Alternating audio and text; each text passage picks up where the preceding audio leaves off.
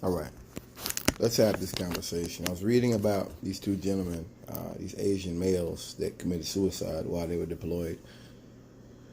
One was like my age. He was born in March of 1990, 1 month younger than me. He committed suicide, I think he was 21 years old, 2011? Something like that, 2011, yeah, 2011.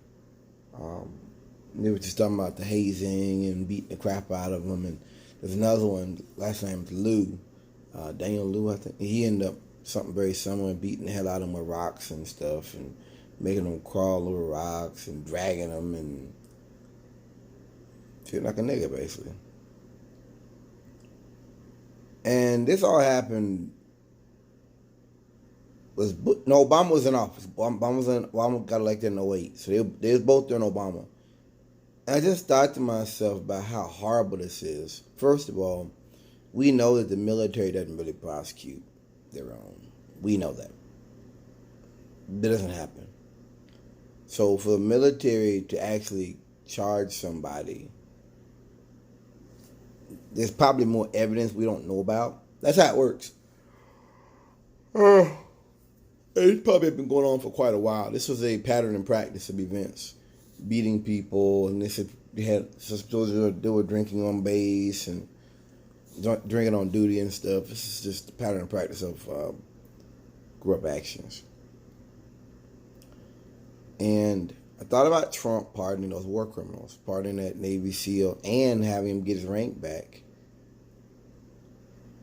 You know, I think a lot of times we want to pretend that things aren't that bad in America. I was thinking the same thing happened during right now with Trump. Trump probably would pardon the guys. Good chance he pardoned them. But I was just thinking about the fact that we don't like to acknowledge it, but Trump has got away with everything.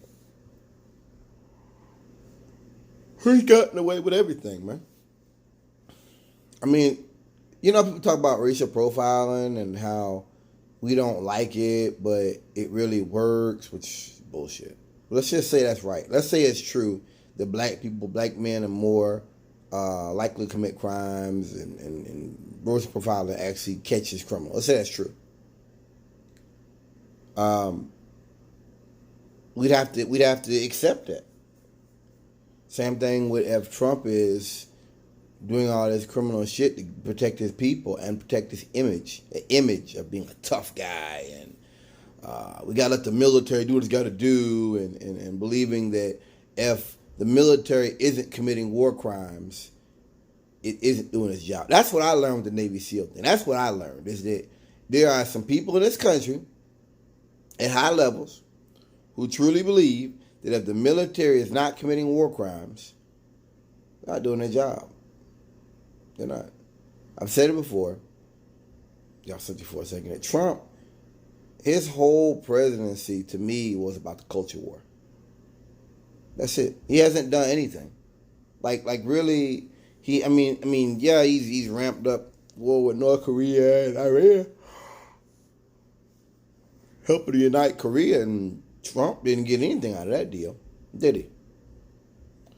He did that and attacking Iran, all this crazy shit, and this Burisma crap that I believe he did it. I believe he was messing with the Russians. But all in all Trump has done from day one is ramp up the race war. The race war and the class war. The culture war, which is white supremacist culture. What am I talking about? Pardoning American war criminals. Giving Rush Limbaugh the Medal of Freedom. Pardoning all his boys. Pardoning Arpaio. Whoo! I almost forgot that one. That was the first pardon. Pardoning Arpaio. What else? Coming after Kaepernick, getting them black. All these things, just very clearly, this is the culture war.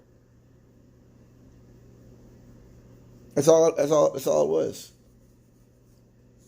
Now he's talking about destroying regulations on what. See, we learned in the 80s about needing to have environmental controls and things like that. What am I talking about? cars being unsafe, food being unhealthy, air being dirty, rivers and lakes catching on fire. We learned this stuff already. That's why you have environmental concerns. That's not about climate change. That's about protecting people and having an organized society in which folks can live. When Trump jokes about destroying that and taking away the water restrictors on the showers and stuff, this is what I'm talking about. This guy's an idiot.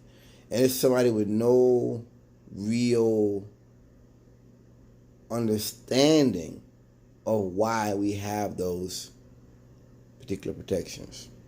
People fought for that. People fought for that. People fought for the Surgeon General's warning on the cigarette pack. People fought to get rid of asbestos and DDT. Remember Silent Spring? That woman, they called her a communist. I remember that. And Kennedy's, they looked at it and they released their paper basically agreeing with it. You know, people don't realize capitalism doesn't give anything. Capitalism doesn't give it. People fight against the system. That's why we have a 40-hour work week, 8-day work day, sick days, and that's why we have these things. They didn't just say, okay, well, under capitalism, we've gotten so much, we were doing so well that we're going to give some down to. No, that's not what they do. That ain't your game. That's not how your game works. Your system gives nothing. The power concedes nothing without demand. Power concedes nothing without a demand. And they call them socialists and communists and all that. And you have to really understand what socialism means. Yeah. See, when I see that stuff, it just reminds me America is really a fascist nation. You've got to understand how far right we've gone to understand the significance of that. You're dealing with people who are quite literally Nazis. And to them, any type of organized society is an anathema. You know? I don't even try to pretend with people. I mean, it's like this. If you like the world that you're living in, you like what's been going on, you're not going to get it. But if you're watching them wage a 20-year-long war on the basis of a lie and nobody does anything, and you watch them blow up Soleimani's, which is a war crime, and you watch them blow up Soleimani's motorcade, he was a uniformed member of a sovereign government on official business. They killed him. That was another war crime. And the response to that was to put Chucky Schumer and Nancy Pelosi on a political cartoon with Muslim garb on and say that's, you know what that is? That cartoon was the updated version of the nigger lover. What it was. Like years ago, I told you, years ago, black person was getting beaten, and a white person was like, why y'all beating him? Like, he didn't do nothing. You know, and they knew, like, this guy's a minister. This guy, yeah, nigger lover. Same thing. That's the same ideology I saw in that card, the nigger lover. Either you're with us or you're with the goddamn niggers. That's how the Caucasian thinks.